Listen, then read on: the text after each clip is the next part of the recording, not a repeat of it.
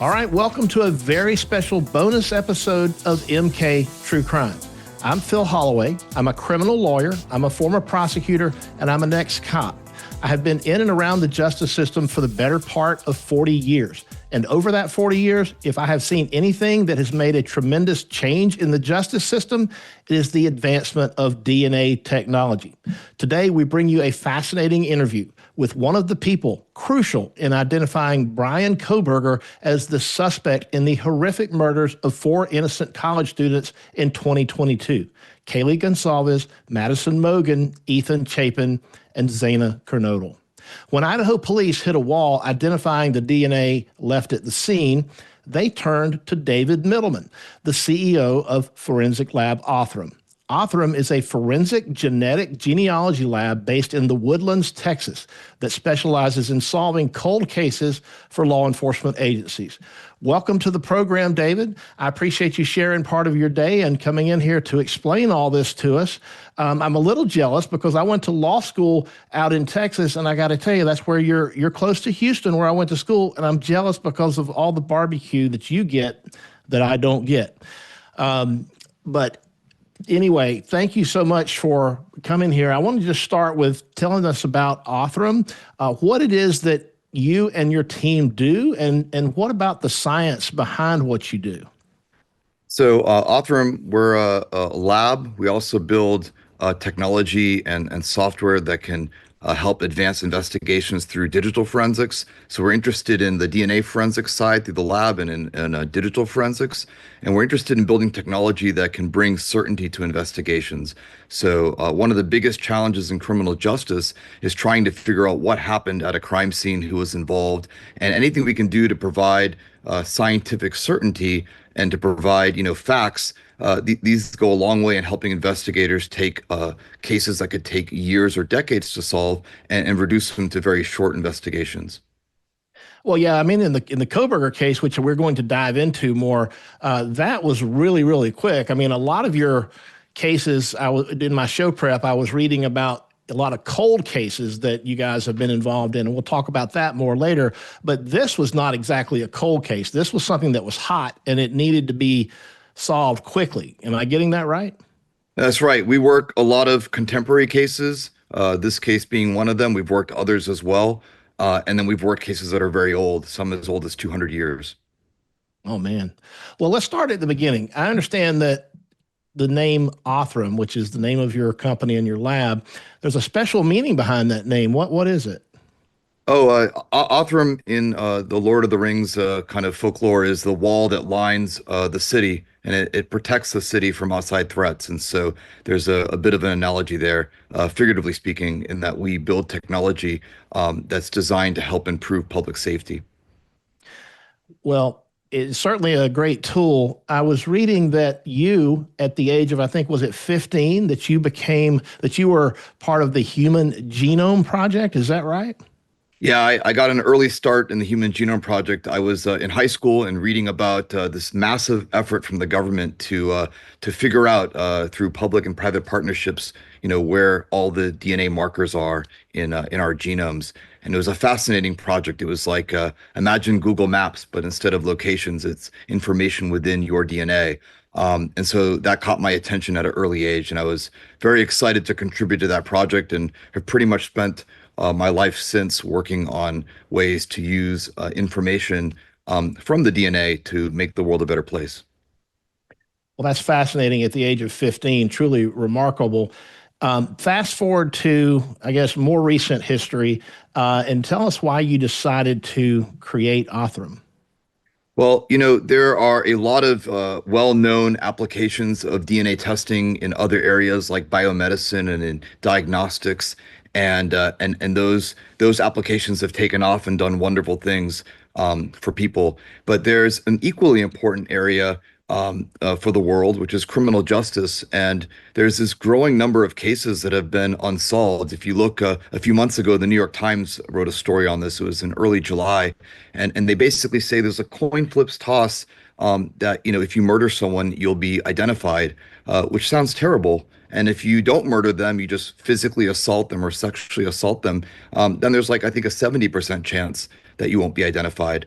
And on top of that, there are these accumulating numbers of human remains, people that die, usually at the hand of someone else, and they remain unidentified. So there's this huge backlog, hundreds of thousands of cases in this country alone, that involve, some form of violence.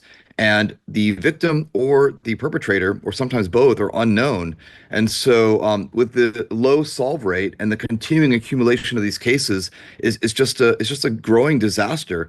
And so, it was really important to us to build technology, leveraging from what others have been able to do in other industries adjacent, like medicine and healthcare, to leverage this technology in an area that's also important, but in my opinion, substantially underserved. There just wasn't really anyone working, and there still aren't a lot of folks working on the technology improvements in criminal justice. So there's an entire team of us. My wife and I, we started this movement, and then have recruited since lots of other folks. Our company is now just over 90 individuals, all from different walks of life, all with different skill sets, from computer science to research. Some of them are really great in the lab, and this team has all come together with their own unique skill sets and capabilities, all united on the common mission of being able to bring value in an investigation. A lot of the folks that are at Othram have had a personal experience with crime, or someone in their family has, and they really understand the deficit right now that exists in being able to provide answers to victims, to their families, to their friends, and to the community at large. So lots of different skill sets, but all united on this common mission to make the world a better place, again, by bringing this kind of technology into criminal justice. Well, speaking of this kind of technology, and you're going to please correct me if I get any of this wrong, because this stuff. This is not my field, it's yours. So I'm going to do the best I can. But can you explain to our audience what forensic grade genome sequencing is? I understand that's it's something that you have trademarked. So what is that all about? Sure. Just to give you, just backing up a little bit, just to give you a little context, DNA testing as it pertains to criminal justice, there was this type of testing called STR testing. It stands for short tandem repeats, and it became kind of popularized in the late 80s. And in 1994, a program using this kind of testing was nationalized. It's called CODIS, CODIS. And this CODIS program is the FBI program, again, nationalized in 1994, to essentially create a database to associate known people convicted of a crime with crime scenes, because a lot of these folks that have done terrible things and have been caught have contributed to more than one crime scene. And that's really where DNA testing has been for the last 30 years. And for the first time ever, we can do something a little bit different than what's done with CODIS. CODIS relies on 20 data points in the DNA, and it works essentially by associating someone that's already known with a crime scene. But if you're not already known, if you haven't already been convicted of a crime, if you haven't even been caught yet, and it's your first go, or you've just been lucky to avoid law enforcement, then CODIS can't find you. And so the system's kind of passive in the sense that it only works after you've already been identified at another crime. And so we wanted to do something different. And what we've done, it's a system that, as you said, is called forensic grade genome sequencing. It relies on doing a different kind of DNA test that, instead of 20 DNA markers, captures about 500,000 markers. Wow. And with 500,000 markers, you just have the ability to do a lot more. For example, you can measure very distant relationships. And if you can measure very distant genetic relationships, then you can, work through the public records and build family trees and rederive someone's identity, even if they're not in the database themselves. And that's really the foundation for what was done in this case and so many others. Now, as I understand it, now you guys don't access commercial databases like Ancestry or 23andMe. You go to other third-party databases that may be some combination of the data from all of those places. Am I getting that right?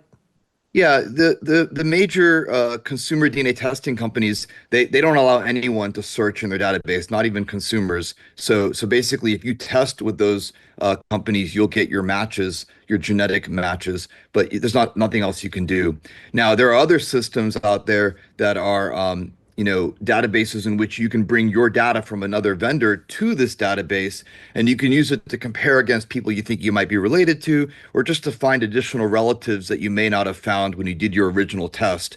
And many years ago, as this technology kind of started transitioning into forensics, some of these organizations developed a consent program, which people sometimes call opt-in, where if you choose, you can essentially say, "I'd like my profile to be used in a forensic search." And that way, if you're trying to identify, say, human remains or a suspect to a violent crime, then if you are a distant genetic relative, and you may be very distant, you may not even know this person, but if you're a very distant genetic relative, or any genetic relative, and you've opted in, then your search results, your profile will be included in the search results for one of these investigations. And so that's how the process works.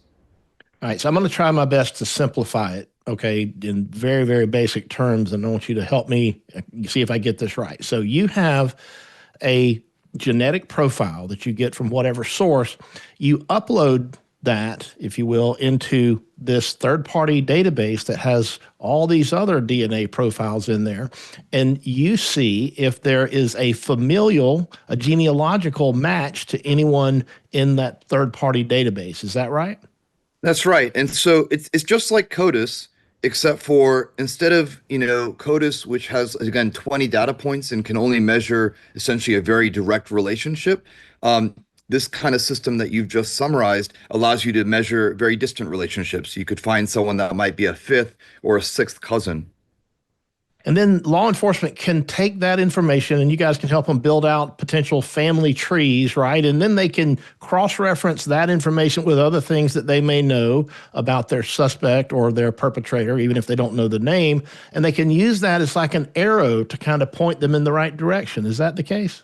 That's right. You'll generate an investigative lead. And, I know the popular media will describe this as kind of a pen and paper kind of process, but I'm sure you can imagine that a lot of this tree building and genealogical analysis is performed using software now. So semi-automated, soon to be quite largely automated, to enable you to then generate the insights you would need to get to a lead.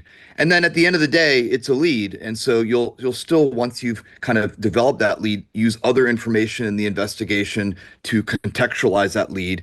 And then in the end, what's really great is the system that we're using complements CODIS. So even though CODIS will not identify the person that is not in that database, in the end, CODIS will be utilized to confirm that the person that you've identified as a person of interest is in fact the contributor to the DNA at the crime scene.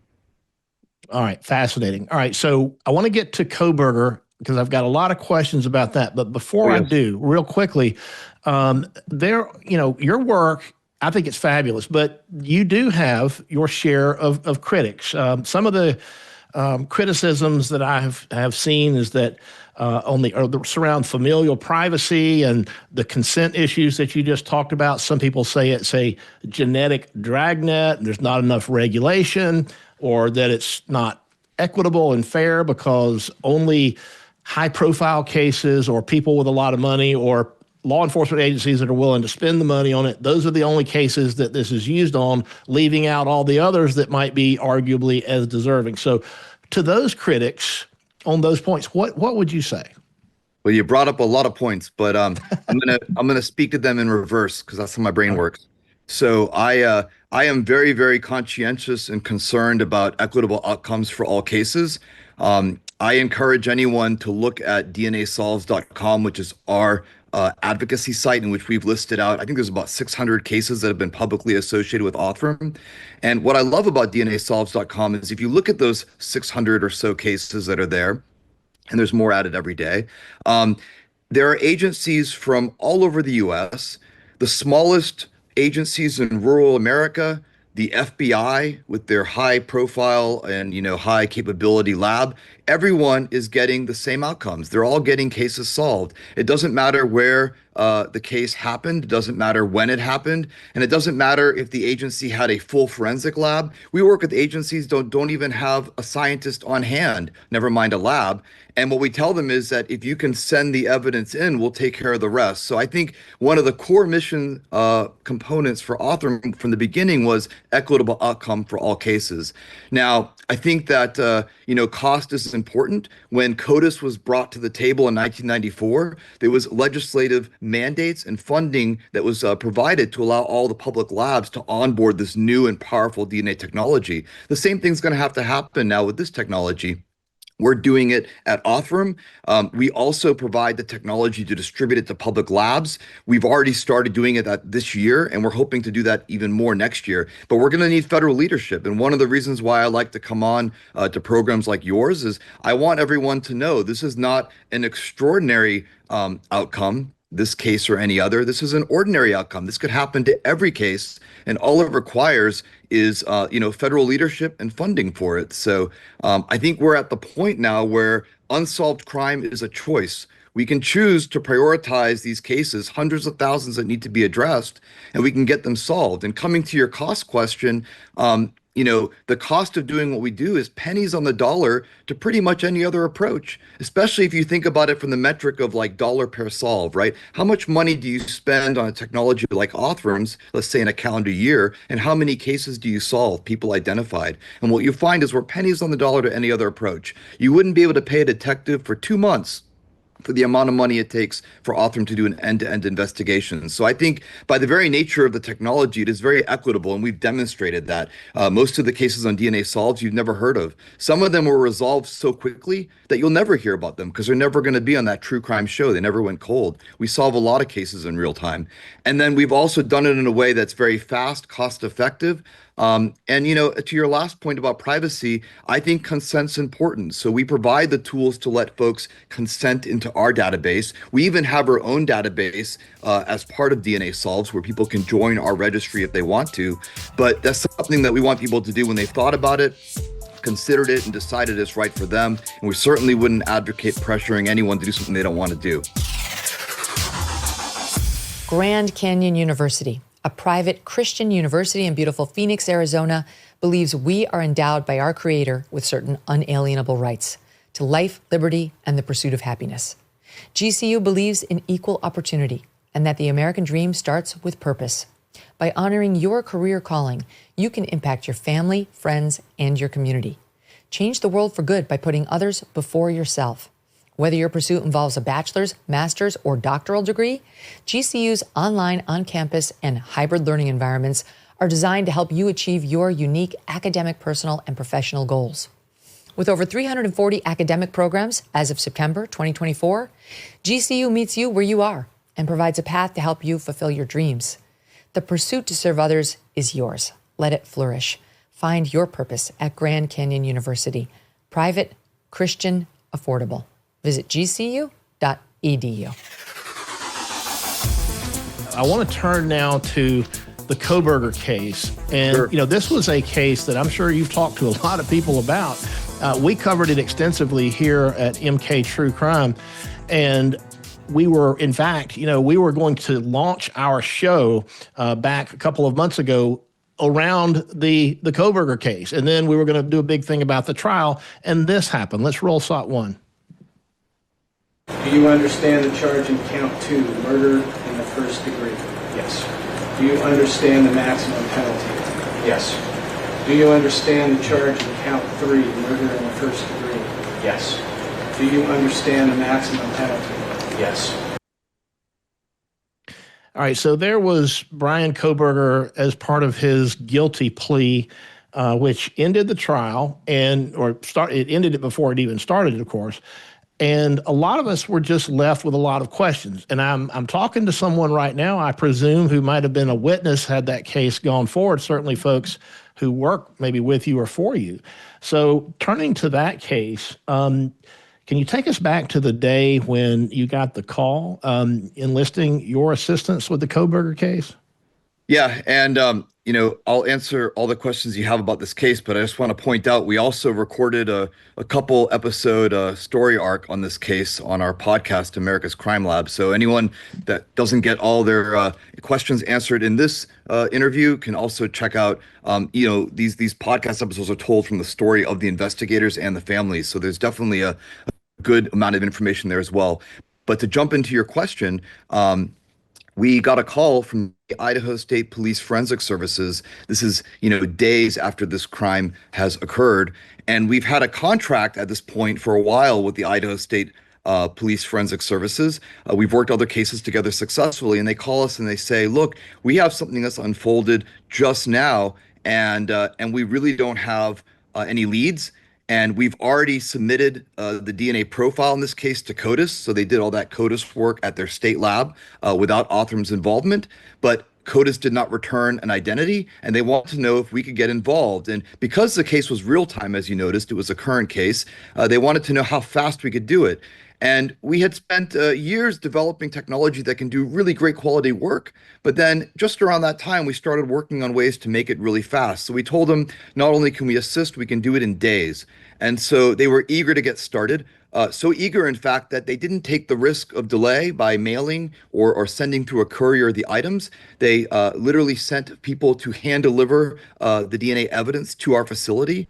My wife and I met them at the facility, onboarded the evidence, established the chain of custody, and then got started. And true to our word, within days, we had a profile and some initial information that started the investigation. And as I'm sure by the end of December, there was an arrest, an identification, and an arrest. And I just want to contrast that because in the time that this was happening, there were 19,000 other leads and tips that had poured in, and these were not productive in identifying the person of interest. And he was identified very straightforwardly and very easily with his DNA technology. Which let me hang on a second. I want to break that down because there's a lot to process there. You're talking about the trace evidence.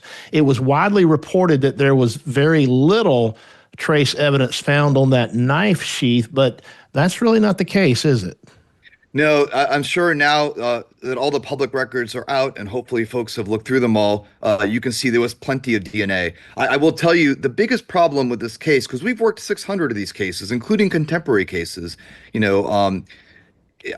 this case was unique in that when the case was originally brought to the judge, there was a gag order that was placed on everyone involved in the case. And so for almost 2.5 years, the only people that could speak to the media were the people that weren't involved in the case. And so it's not surprising that there was a lot of misinformation and confusion. So I think one of those earlier things were that people assumed that because it came to Othram, it must be a small amount of DNA. We specialize in cases that have small amounts of DNA, but this case had plenty of DNA. The case came. When you say plenty, what do you mean by plenty? Because I have no idea what that means. Just to give you an idea, this case had about 500 times more DNA than the typical case Othram's been successful with. Wow. So hopefully that gives you a perspective. Now, relatively speaking, every forensic case, including this one, is going to have a small amount of DNA compared to, let's say, going to the doctor and, spitting in a tube or drawing blood, right? All forensic cases have small amounts of DNA, but the amount of DNA was not even remotely limiting.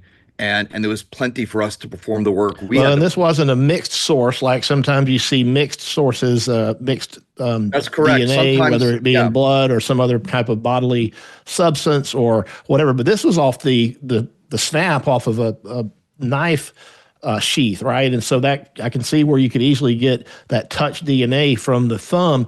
But tell me, what did the Idaho police do to help corroborate your profile? Now, I understand that eventually this led to Pennsylvania, and then there was a trash pull, meaning that the police literally took trash from Cobberger's parents' house, and then there was a profile that was obtained that turned out to be that of Cobberger's father. What were you guys able to do with that father's profile?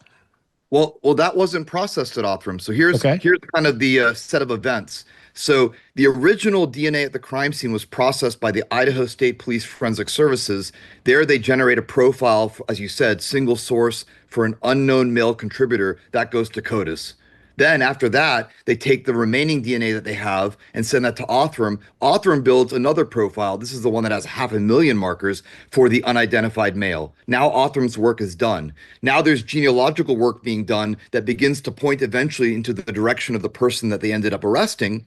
And to confirm whether that was not just a lead, but an actual identity, they then did a trash pull and compared the DNA of the father to the crime scene. This was done again, not by Othram. This was done using the standard CODIS kind of testing. And when that confirmation came in, establishing that the person in the trash was a parent-child relationship to the crime scene, this led them to believe that they had identified the father. Even then, they're not done. Then they have to actually directly swab the mouth of the person that they arrested and show that there was a one-to-one relationship. Yeah. So you and can see that's the nail in the coffin, literally. Yeah. Yeah. What's magical about this process is that you have different methods executed by different labs and different teams, and they all arrive at the same answer. So this is really an excellent way to corroborate the information from any one path, because each test is independently establishing evidence pointing in the same direction. And that allows you to reach a much more certain conclusion than just relying on one or another test.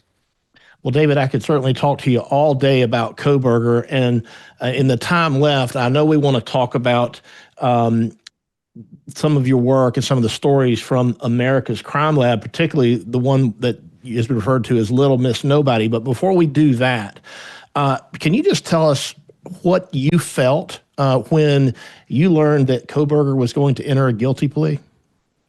Well, I was happy for the families. I know the families have been kind of in a state of purgatory in limbo for years, waiting to see what happens. And, even worse, they were subjected to, a couple years of speculation in the media, online. And so I think there was just, a lot of stress and uncertainty. And I think it would have been fine to go to court. I was prepared to go. And I had participated in some of the pre-trial events and submitted my information along. One thing we love at Othram is that we don't just help law enforcement solve cases. We go defend them in court, and we've actually been in court defending this exact method more than any other organization on earth. And so we're the first in several states, including Texas, Maine, Idaho. And we go in and present all of our work, and we enjoy having it reviewed and scrutinized by the courts, because when you can do that, then you help support the broader adoption of the technique, right? It's great to solve a case, but then it also needs to be defendable in court. So we were relieved and happy for the families, because they're, of course, the top priority. But I think that the hardest part about this case was just having to wait so many years to be able to speak to some of these issues. And you brought up some of them, but there was just a lot of speculation and confusion, and I don't think any of that helped, the public or even these families really understand what was going on. Well, thank you so much for helping us clear at least some of it up here on MK True Crime. Let's switch gears now in the few minutes that we have left, and let's talk about this child who was murdered apparently in 1960, was unknown for a very long time and became known as Little Miss Nobody. I actually checked out some of the episodes of the America's Crime Lab podcast that you referenced earlier, and I listened to the episode about Little Miss Nobody. Her life deserves more than the time that we have left, but can you briefly tell us what that was about and how you guys helped identify her? Yeah, of course. So this is, I told you in the beginning of our interview, we like to build technology that can bring certainty to investigations. I would further say that uncertainty, in my opinion, is a real enemy of criminal justice. And there's few cases that really exemplify it more than this case. So in this case, there's this little girl. She's found on the side of a highway in Arizona. And they don't really know for sure. I mean, this is of course in 1960, so technology was not the same as it is today. But they don't really know exactly how old she was, how long she had been there. But very early in the investigation, the police investigators had noted that while these remains were found in Arizona, there was another girl, and this girl, her name was Sharon Lee Gallegos, and she was reported missing, abducted from New Mexico. So early on, the investigators said, "Look, there's this girl that was abducted from New Mexico. We found these remains in Arizona. It's possible that this is the same kid." And early on, there were some, imperfections and imprecision, really, in kind of the older forensic technology, and between mismeasurements of a footprint and a foot size, and anthropological estimates of how old she was. Long story short, they said, I don't think so. I think these are two different people. And that was it. The case was then stalled for quite some time. The second tragedy, though, is that later on, when this was revisited, there was DNA testing, as we talked about, that was brought onto the scene in the middle '90s and throughout the 2000s, and so this case was reevaluated. But again, the early DNA testing of the time was never able to, with certainty, test the hypothesis as to whether this little girl was Sharon or not. And so then, fast forward a few more years, we're getting our start in this field, working as many cases as we can work. And they try some of these new methods with this case. They choose the wrong partner, and the work is sloppy, and again leads to kind of a unclear state. In fact, someone that consulted on the case told them, "We've definitively proved this is not Sharon. We don't know who it is, but it's definitely not Sharon." So this case has just been the victim of, shoddy science for literally decades. And you guys came in and you were able to finally give us a name. And you were coming in, and your lab was able to return her name to her. Who did we learn that she was? Well, it turns out she was Sharon Lee Gallegos. And so what ended up happening is we came in to provide guidance.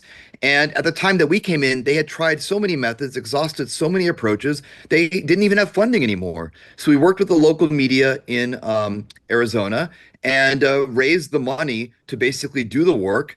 And it took us literally weeks to do the work. It was very quick.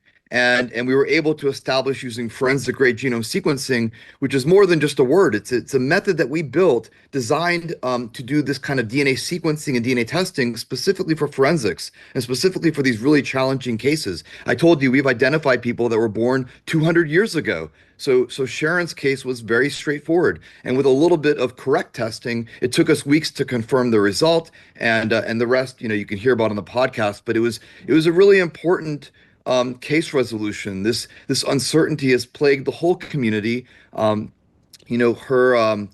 cousin, he had grown up in the shadow of this case. His family afraid to let him go out and play on the street because of what had happened to Sharon. And he spent much of his adult life trying to figure out what happened to his aunt.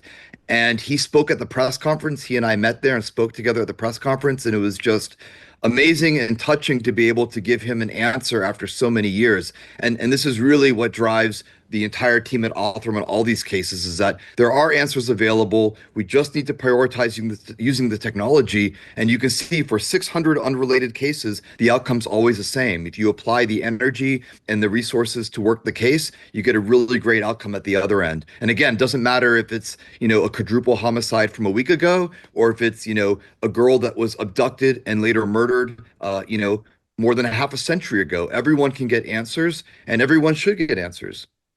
Well, thank you very much for returning her name to her. Thank you for the work you did in the Cobberger case, and for providing at least some of the answers to the questions that so many of us had when that case did not go to trial. We're going to have to leave it there. But David, thank you so much for coming on board here at MK True Crime, spending part of your day with us. Folks, you can go to Othram.com to learn more and check out their podcast, America's Crime Lab, which is all about the cases Othram has solved. Thanks, everyone, and have a great week.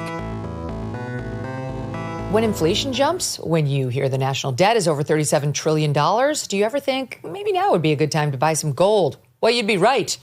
Whether as a hedge against inflation, peace of mind during global instability, or just for sensible diversification, Birch Gold Group believes every American should own physical gold. And so they created something special. Until September 30th, if you're a first-time gold buyer, Birch Gold is offering a rebate of up to $10,000 in free metals on qualifying purchases. To claim eligibility and start the process, request an info kit right now. Just text MK to 989898. Plus, Birch Gold can help you roll an existing IRA or 401k into an IRA in gold. And you're still eligible for a rebate in free metals of up to 10 grand. So make right now your first time to buy gold and take advantage of a rebate up to $10,000 when you buy before September 30th. Text MK to the number 989898 to claim your eligibility and get your free info kit.